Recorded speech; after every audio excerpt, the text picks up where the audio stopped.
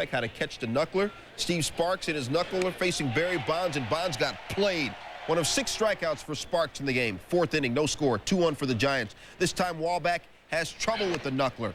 Bill Miller running off second. He's safe, but Charlie Hayes would stay on first. Critical, very critical, because J.T. Snow hits a grounder to second, and they turn the 4-6-3 double play because Hayes stayed on first. The game remained scoreless. 1-zip Giants in the 6th for Bonds. I got your knuckler hanging. 18th home run of the year for Barry. Giants up 2-0. Same score, bottom 7. John Johnson facing Justin Balkman. Balkman, watch this, rips a liner off Tim Salmon's knee at third base. Oh. Salmon would leave the game with the contusion of his left knee. The Angels would not score. Angels cut the lead to 2-1. They put a man on second. Orlando Palmeiro hitting in Salmon's spot. Oh, I'm feeling you. Doubles. Jim Edmonds scores. Palmeiro's 11th hit and 24 at-bats this year. We're tied at 2. In the 10th, Giants put men on first and second, no one out. Bill Miller, who's hitting .361 his last 9 games, tries to sacrifice, but the wild pitch allows the runners to move up to second and third, so no need to move them over. Next pitch, Miller trying to be a player. Catteray trying to be a player hater. Don't play a hate, congratulate. 3-run shot, Miller's 6th of the year. He was 3 for 5 at the plate of the night. Giants win the game 6-3. The Angels had won 11 of their last 12 at home. This was only their 5th loss in 15 interleague games. 4-3 Dodgers. Goodwin smacks one to second. Wilton Guerrero flags it down, but Goodwin hasn't stolen 25 bases for nothing. Fastest man in baseball. Tied at 4, first and third for Mark McLemore. Greg McMichael tries the old fake to third, throw to first. It worked, but Goodwin with that speed scores from third, 5-4 Rangers. Top 9, same score. Jim Eisenreich slaps it to second. Mark McLemore, see what happened. His 8th error of the year, it would be costly. Score now tied at 5. Eric Karras, I won't pull it, I'll go the other way. Eisenreich scores, as does Sheffield. 3 unearned runs in the 9th inning for the Dodgers. They win it 7-5. Texas loses for the first time in 43 games when leading after 8 innings. Sape facing Ken Griffey Jr. I'm not a player, I just crush a lot. 2-run shot, 2nd in 2 nights, 34th in the year for Griff.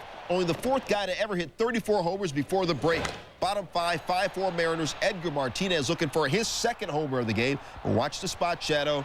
The fan reaches over, takes it away. Ruled a ground rule double for Martinez. The fan's like, oh, my bad. I guess I should have let it go. Lou Piniella gets the explanation. Griffey scores, 6-4. A tarnished souvenir. Really didn't matter. Next batter, David Segui. You know what? They got to go. His 2nd jack of the game, 3rd multi-homer game of his career, all of them coming this season. Don Baylor starts reading self-help books. Pinella's like, you mean my bullpen? 2nd and 3rd for Greg Vaughn. He got it? Or did he? Looks like a homer. Tony Gwynn and Ken Caminiti are unsure, so they're just booking. Vaughn stops at 3rd, but he points out it should be a home run. After discussion, Jim McKeon, second base ump, says it is. It is Vaughn's 28th of the year. 3-0 Ponds, more than enough for Kevin Brown. Miguel Tejada, one of 10 strikeout victims of Brown, who's won 5 straight parts. Tim Raines on first. Tino busts out the whooping stick on Matt Beach, 12th homer of the year, 2-0 Yanks. Top of the 4th, that's still your score. David Wells, who made the All-Star team, facing Scott Rowland, who got the snub. Snub this. A 422-foot shot and visit to the black section of the stadium.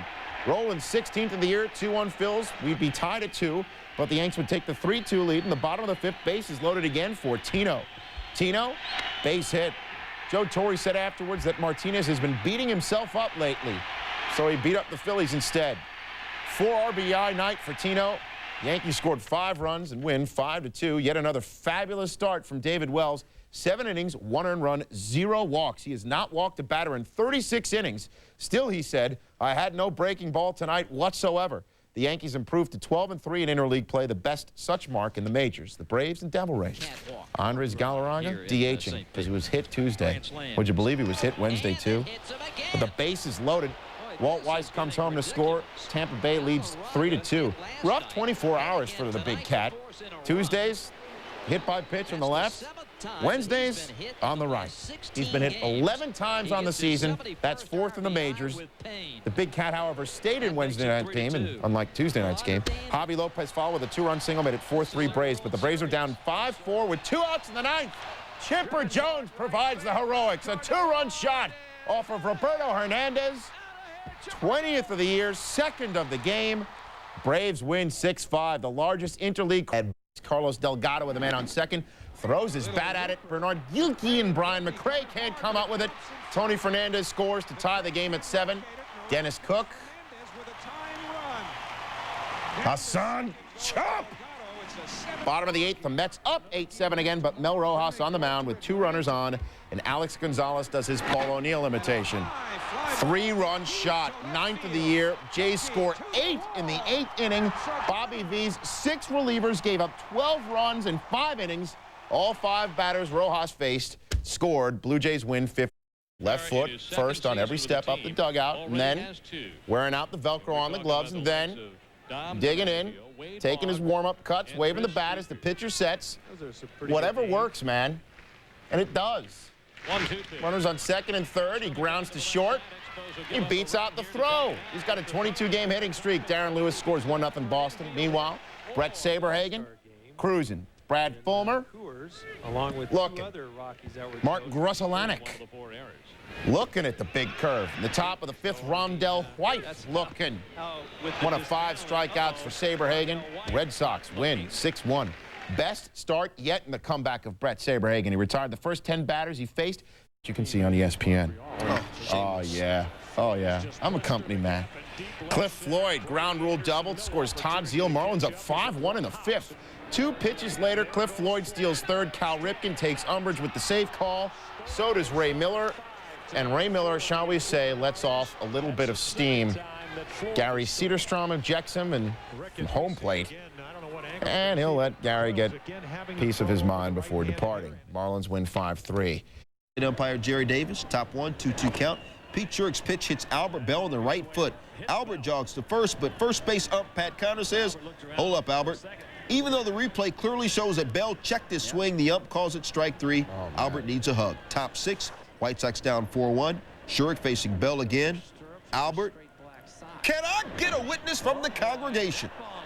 Upper deck, only the 12th upper deck home run in Astrodome history. Bell's 18th of the year, 426 feet. Dude, woo! Just Sex down 4-2. All-Star Ray Durham on third. Doug Henry throws the pitch to Frank Thomas, but Maxwell Smart would say it's the old ball in the umpire's shirt trick.